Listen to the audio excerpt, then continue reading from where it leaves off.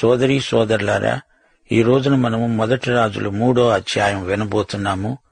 సొలొమోను Egypt రాజైన ఫరో కుమార్తెను పెళ్లాడి అతనికి అల్లుడయ్యాడు. తన నగరును, యెహోవా మందిరమును, యెరూషలేము చుట్టూ ప్రాకారమును కట్టించటం ముగించిన తరువాత ఫరో కుమార్తెను దావీదు పురమునకు రప్పించాడు. ఆ దినముల వరకు యెహోవా నామమున కట్టింపబడిన మందిరము లేకపోగా జనులు ఉన్నత స్థలములందు మాత్రము బలులను అర్పిస్తూ వచ్చారు. సొలొమోను తన తండ్రి అయిన దావీదు నియమించిన కట్టడలను అనుసరిస్తూ యెహోవా యందు ప్రేమ ఉంచాడు గాని ఉన్నత స్థలములందు అతడు బలులను మాత్రము అర్పిస్తూ ధూపం వేస్తూ ఉన్నాడు. గిబియోను ముఖ్యమైన ఉన్నత స్థలం. బలులర్పించడానికి రాజు అక్కడికి వెళ్లి ఆ బలిపీఠం మీద 1000 దహన బలులను అర్పించాడు. గిబియోనులో యెహోవా రాత్రివేళ స్వప్నమందు సొలొమోనుకు ప్రత్యక్షమై అన్నాడు, నేను నీకు దేనిని ఇవ్వటం నీకిష్టమో దానిని అడుగు. సొలొమోను మనవి చేశాడు, నా తండ్రి అయిన దావీదు నీ దృష్టికి అనుకూలముగా సత్యమును నీతిని అనుసరించి యథార్థమైన మనస్సు గలవాడై ప్రవర్తించాడు గనుక నీవు అతని ఎడల పరిపూర్ణ కటాక్షము అగుపరచి ఈ దినమున ఉన్నట్లుగా అతని సింహాసనము మీద అతని కుమారుణ్ణి కూర్చోబెట్టి అతని యందు మహాకృపను చూపి ఉన్నావు. నా దేవా యెహోవా, నా తండ్రికి బదులుగా నన్ను రాజుగా నియమించావు. అయితే నేను బాలుడను, కార్యములు జరపటానికి నాకు బుద్ధి చాలదు. నేను నీవు కోరుకొనిన జనుల మధ్య ఉన్నాను. వారు విస్తరించి ఉన్నారు. వారిని లెక్కపెట్టడము, వారి విశాల దేశమును తనిఖీ చేయడము అసాధ్యం. ఇంత గొప్పదైన నీ జనమునకు న్యాయం తీర్చగలవాడెవడు? మంచి చెడ్డలు వివేచించి నీ జనులకు న్యాయం తీర్చేటట్లు నాకు వివేకము గల హృదయము దయచేయి. సొలొమోను చేసిన ఈ మనవి ప్రభువుకు అనుకూలమైనది. దేవుడన్నాడు, దీర్ఘాయువునైనా ఐశ్వర్యమునైనా నీ శత్రువుల ప్రాణమునైనా అడుగక న్యాయమును వివేచించడానికి వివేకము అనుగ్రహించుమని నీవడిగావు. నీ మనవి అంగీకరిస్తున్నాను. బుద్ధి వివేకము గల మనస్సు నీకిస్తున్నాను. పూర్వీకులలో నీ వంటివాడు ఒక్కడూ లేడు, ఇక మీదట నీ వంటివాడు ఒక్కడు ఉండడు. నీవు ఐశ్వర్యమును ఘనతను ఇవ్వమని అడుగకపోయినా నేను వాటిని నీకిస్తున్నాను. నీ దినములన్నిటా రాజులలో నీ వంటివాడు ఒక్కడూ ఉండడు. నీ తండ్రి అయిన దావీదు నా మార్గములలో నడిచాడు. నా కట్టడలను, నేను నియమించిన ధర్మమంతటినీ గైకొన్నాడు. నీవు నడిచి వాటిని గైకొన్న ఎడల నిన్ను దీర్ఘాయుష్మంతునిగా చేస్తాను. అంతలో సొలొమోను నిద్ర నుండి మేల్కొన్నాడు. తరువాత అతడు యెరూషలేమునకు వచ్చి యెహోవా నిబంధన మందసము ఎదుట నిలువబడి దహన బలులను, సమాధాన బలులను అర్పించి తన సేవకులందరికీ విందు చేయించాడు. తరువాత 2 స్త్రీలు రాజు వద్దకు వచ్చి సొలొమోను ముందర నిలిచారు. వారిలో ఒకతే మనవి చేసింది, చిత్తగించాలి, నేను ఈ స్త్రీ ఒకే ఇంట్లో నివసిస్తున్నాము. నేనొక పిల్లను కన్నాను. నేను కన్న 3వ రోజున ఈమె కూడా పిల్లను కన్నది. మేమిద్దరము తప్ప ఇంట్లో మరెవరూ లేరు. రాత్రియందు ఈమె పడకలో తన పిల్ల మీద పడగా ఆ పిల్ల కాస్త చచ్చింది. మధ్యరాత్రి ఈమె లేచి నేను నిద్రిస్తూ ఉండగా వచ్చి నా ప్రక్కలో నుండి నా బిడ్డను తీసుకొని తన కౌగిట్లో పెట్టుకొని చచ్చిన తన పిల్లను నా కౌగిట్లో ఉంచింది. ఉదయమే నేను లేచి నా పిల్లకు పాలియ్యాలని చూస్తే అది చచ్చి ఉన్నది. ఉదయం నేను పిల్లను నిదానించి చూచాను. ఆ బిడ్డ నా కడుపున పుట్టినవాడు కాడని తెలుసుకున్నాను. 2వ స్త్రీ అన్నది, అది కాదు, బ్రతికి ఉన్నదే నా బిడ్డ, చచ్చిందే దాని బిడ్డ. దానికి ఆమె అన్నది, కాదు, చచ్చినదే నీ బిడ్డ, బతికి ఉన్నది నా బిడ్డ. ఈ ప్రకారంగా వారు రాజు సముఖంలో మనవి చేస్తున్నారు. బ్రతికిన బిడ్డ ఎవరిది, చచ్చిన బిడ్డ ఎవరిది? బ్రతికినది నాదంటే నాది అంటున్నారు, చచ్చింది నాది కాదంటే నాది కాదు అంటున్నారు. రాజు ఒక కత్తి తెమ్మని ఆజ్ఞాపించాడు. ఆ కత్తితో బతికున్న బిడ్డను 2 భాగాలుగా నరకండి, చెరిసగం ఆ ఇద్దరికీ పంచి ఇవ్వండి అన్నాడు రాజు. అప్పుడు బ్రతికి ఉన్న బిడ్డ తల్లి తన బిడ్డ విషయమై పేగులు తరుక్కొని పోయినదై మనవి చేసింది, రాజా, బిడ్డను ఎంతమాత్రమూ చంపవద్దు, దానికే ఇప్పించండి. రెండో స్త్రీ అన్నది, అది నాదైనా దానిదైనా కాకుండా చెరిసగం చెయ్యండి. రాజు అన్నాడు, బ్రతికి ఉన్న బిడ్డను ఎంతమాత్రమూ చంపవద్దు, మొదటి దానికే ఇచ్చేయండి. దాని తల్లి ఆమె అని తీర్పు చెప్పాడు. అంతటా ఇశ్రాయేలీయులందరూ రాజు తీర్పును గురించి విని న్యాయము విచారించటంలో రాజు దైవజ్ఞానము నొందినవాడని గ్రహించి అతనికి భయపడ్డారు. ఇప్పుడు వ్యాఖ్యానం వినండి. ఈ అధ్యాయంలో సొలొమోను జ్ఞానం కావాలని దేవునికి ప్రార్థన చేశాడు. దేవుడు కలలో సొలొమోనుకు కనిపించాడు. నీకేమి కావాలో కోరుకోమన్నాడు. దేశాన్ని పరిపాలించడానికి నాకు జ్ఞానం ప్రసాదించు అని అడిగాడు సొలొమోను. దేవుడు జ్ఞానంతో పాటు ఐశ్వర్యము, ఘనత ప్రసాదించాడు. జటిలమైన వ్యాజ్యాలలో సొలొమోను చెప్పే తీర్పు జ్ఞానయుక్తమైనది. సొలొమోను రాజ్యానికి రాగానే ఫరో కుమార్తెను పెళ్లాడాడు. ఫరో అంటే ఈజిప్టు రాజు. అన్యస్త్రీలను పెళ్లాడడం తప్పు. సొలొమోను చిన్నప్పటి నుండి అంతఃపురంలో పెరిగాడు. దావీదులాగా ప్రజా సంబంధాలలో సొలొమోనుకు నైపుణ్యం లేదు. దావీదుకున్నంత ఆత్మబలం కూడా లేదు. దావీదు దేవుని హృదయానుసారి. ఈజిప్టు రాజు కుమార్తెను పెండ్లాడిన తరువాత జ్ఞానమివ్వమని దేవుణ్ణి అడిగాడు. ముందే అడిగి ఉంటే ఎంతో బాగుండేది. దావీదు తదనంతరం ప్రజలు ప్రశాంతంగా బ్రతికారు. ఉన్నత ప్రదేశాలలో బలులర్పిస్తున్నారు. ఇది కేవలం అన్యదేవతారాధన. దావీదు ఈ విధంగా ఎన్నడూ చేయలేదు. సొలొమోను దేవుణ్ణి ప్రేమించాడు నిజమే, కాని దావీదులాగా ధర్మశాస్త్రాన్ని అనుసరించలేదు. దావీదు ఆధ్యాత్మిక విలువలను పరిరక్షించాడు. సొలొమోను వాటిని పోగొట్టుకున్నాడు. రాత్రి సొలొమోనుకు కల వచ్చింది. పూర్వం దేవుడు కలల్లో కనపడేవాడు. ఆ రోజుల్లో మనకు ఇప్పుడున్నట్లు వారికి దేవుని వాక్యం లేదు. దేవుడు తన వాక్యం ద్వారా నీతో నాతో మాట్లాడుతున్నాడు. వారికి స్వప్నాలలో దేవుడు కనిపించేవాడు. సొలొమోనుకు దేవుడు కనపడి నీకేమి కావాలో కోరుకోమన్నాడు. సొలొమోను సరైనదే కోరుకున్నాడు. అలా కోరుకోగల జ్ఞానం సహజంగా సొలొమోనుకు ఉన్నది. సొలొమోను ఏదైనా అడగవచ్చు, కాని నాకు జ్ఞానమే కావాలని సొలొమోను అడిగాడు. సొలొమోను దావీదు చెప్పులలో కాళ్లు పెట్టటమే కాదు, అతని సింహాసనం మీద కూర్చోబోతున్నాడు. నేను బాలుణ్ణి అంటున్నాడు. ఇంత గొప్ప జాతిని నేను ఏలగలనా? నిజమే, దేవుని పని మానవ మాత్రులు చేయగలరా?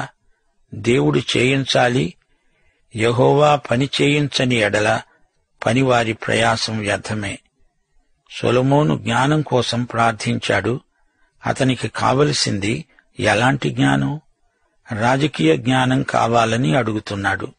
తానొక గొప్ప పరిపాలకుడు కావాలని ఆశిస్తున్నాడు. జాతీయ వీరుణ్ణి అయిపోవాలని దేవుని వద్ద తన కోరికను వెలిబుచ్చుతున్నాడు. ఆధ్యాత్మిక వివేచన కోసం సొలొమోను అడగటం లేదు.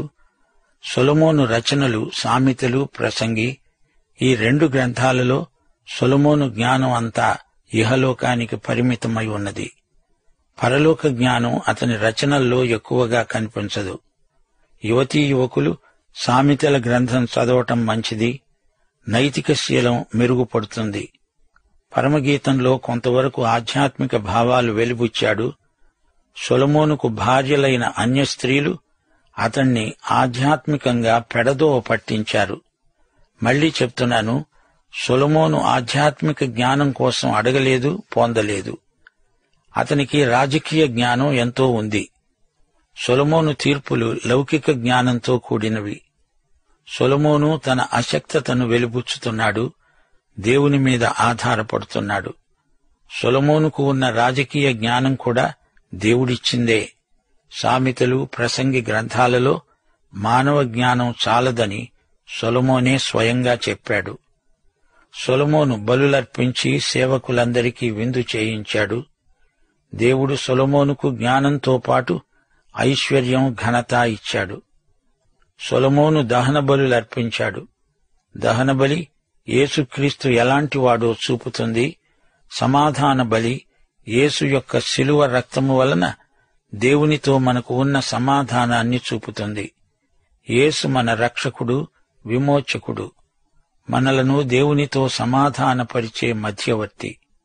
యేసు రక్తమే మన పాపాన్ని, అపరాధాన్ని తొలగించగలదు. ఈ అధ్యాయం ముగింపులో సొలొమోను జ్ఞానానికి నిదర్శనంగా అతడిచ్చిన తీర్పు పేర్కొనబడింది. 2 స్త్రీలున్నారు, వారిద్దరూ వేశ్యలు. ఇద్దరి మధ్య ఒక బిడ్డ. ఆ బిడ్డ నాదంటే నాదని దెబ్బలాడుకుంటున్నారు. నిజమైన తల్లి ఎవరో ఎలా తెలుస్తుంది? ఈ వివాదాన్ని పరిష్కరించడానికి సొలొమోను బిడ్డను 2గా కోస్తానన్నాడు. అసలైన తల్లికి పేగులు తరుక్కుపోయాయి. తల్లి కానిదానికి బిడ్డ మీద ప్రేమ లేదు. బిడ్డను 2గా కొయ్యండి, పర్వాలేదు అంటోంది. ఇప్పుడు నిజమైన తల్లి ఎవరో ఇట్టే తెలిసిపోయింది. సొలొమోను ఇలాంటి తీర్పులు ఎన్నో చెప్పాడు. సరే, ఇప్పుడు 4వ అధ్యాయానికి రండి. 4వ అధ్యాయం 1వ వచనం. రాజైన సొలొమోను ఇశ్రాయేలు ప్రజలందరి మీద రాజయ్యాడు. అతని వద్ద ఉన్న అధిపతులు ఎవరెవరనగా, అజర్యా యాజకుడు, ఇతడు సాదోకు కుమారుడు. ప్రధానమంత్రులు ఎలీహోరెపు, అహీయా, యెహోషాపాతు లేఖికుడు, బెనాయా సైన్యాధిపతి, సాదోకు, అబ్యాతారు యాజకులు, నాతాను కుమారుడైన అజర్యా అధికారుల మీద పర్యవేక్షకుడు, జాబూదు రాజు సముఖములోని మిత్రుడు, మంత్రి, అహీషారు గృహ నిర్వాహకుడు, అదోనీరాము వెట్టిపని విషయంలో అధికారి. ఈ విధంగా అనేక మంది పేర్లు చెప్పబడినాయి. నాతాను కుమారుడు అంటే ప్రవక్త అయిన నాతానుకు పుట్టినవాడు. కొన్ని పేర్లు ఒకే రీతిగా ఉంటాయి గనుక తండ్రి పేరు చెప్పబడింది. ఇశ్రాయేలీయులందరి మీద సొలొమోను 12 అధికారులను నియమించాడు. వీరు రాజుకు, అతని ఇంటివారికి ఆహారం సంగ్రహం చేస్తారు. సంవత్సరమందు ఒక్కొక్క నెలకు వారిలో ఒక్కొక్కడు ఆహారమును సంగ్రహం చేస్తాడు. 20వ వచనం వరకు పేర్లు మాత్రమే ఉన్నాయి. కావాలంటే మీరు చదువుకోవచ్చు. ఇందులో అర్గోబు దేశం ఉన్నది. అది ప్రాకారములు, ఇత్తడి అడ్డుగడియలు గల 60 గొప్ప పట్టణాలు గల దేశం. ఈ పేర్లలో అహిమయస్సు అనే వ్యక్తి ఉన్నాడు. ఇతడు సొలొమోను కుమార్తె అయిన బాషమతును వివాహం చేసుకున్నాడు. ఇప్పుడు 20, 21 వచనాలు. యూదావారు, ఇశ్రాయేలువారు సముద్రపు దరినున్న ఇసుక రేణువులంత విస్తార సమూహమై తింటూ, త్రాగుతూ, సంభ్రమపడుతూ ఉన్నారు. యూఫ్రటీసు నది మొదలుకొని ఈజిప్టు సరిహద్దు వరకు ఈ మధ్య ఉన్న రాజ్యములన్నిటి మీద, ఫిలిష్తీయుల దేశమంతటి మీద సొలొమోను ప్రభుత్వం చేశాడు. ఆ జనులు పన్ను చెల్లిస్తూ సొలొమోను బ్రతికిన దినములన్నీ అతనికి సేవ చేస్తూ వచ్చారు.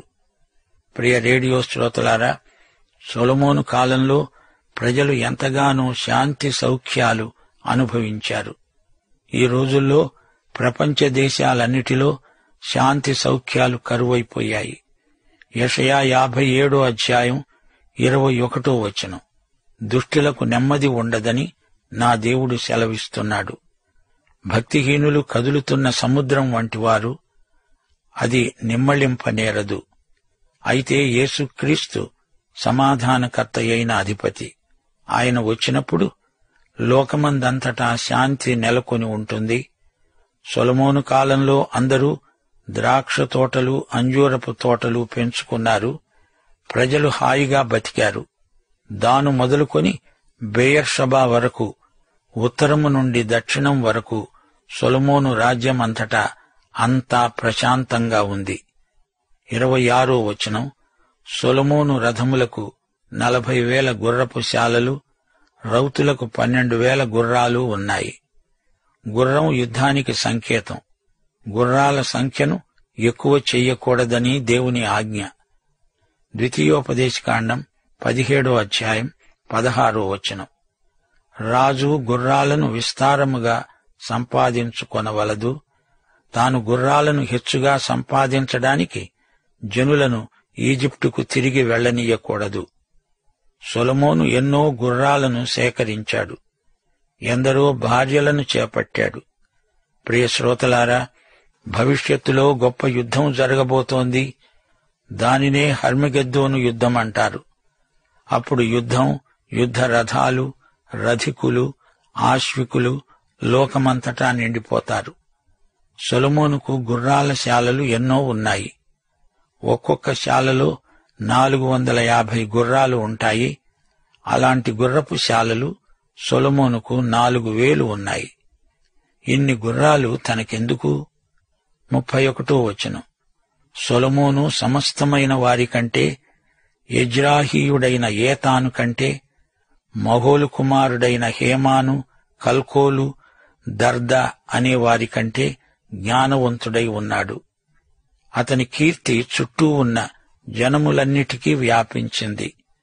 సొలొమోను జ్ఞానులలోకెల్లా గొప్ప జ్ఞాని. అతడు 3000 సామెతలు చెప్పాడు. 1005 కీర్తనలు రచించాడు. లెబానోనులో ఉండే దేవదారు వృక్షమునే గాని, గోడలలో నుండి మొలిచే హిస్సోపు మొక్కనే గాని, చెట్లన్నిటిని గూర్చి అతడు రాశాడు. మృగములు, పక్షులు, ప్రాకే జంతువులు, జలచరములు అన్నిటిని గురించి అతడు రాశాడు. అతని జ్ఞానపు మాటలు తెలుసుకోటానికి, అతని జ్ఞానమును గూర్చి వినిన భూపతులందరిలో నుండి, జనులందరిలో నుండి మనుష్యులు సొలొమోను వద్దకు వచ్చారు. సొలొమోను గొప్ప కవి. అతడు వ్రాసిన గేయనాటిక పరమగీతం. అతడు వృక్షశాస్త్ర నిపుణుడు. హిస్సోపు మొక్క కొండరాళ్లలో పెరుగుతుంది. సొలొమోను జంతుశాస్త్రవేత్త. వృక్షశాస్త్రం, పక్షిశాస్త్రం కూడా తెలిసినవాడు. చేపలను గురించి అన్ని సంగతులు ఎరిగినవాడు. అన్ని శాస్త్రాలు అతనికి వచ్చు. అతన్ని చూడ్డానికి చాలామంది వచ్చారు. అతడు సేకరించిన సామెతల్లో కొన్ని బైబిల్లో ఉన్నాయి. సామెతల గ్రంథం అనుదిన జీవితంలో ఎంతో ఉపకరిస్తుంది. సొలొమోను కీర్తి అంతటా ప్రసిద్ధికెక్కింది.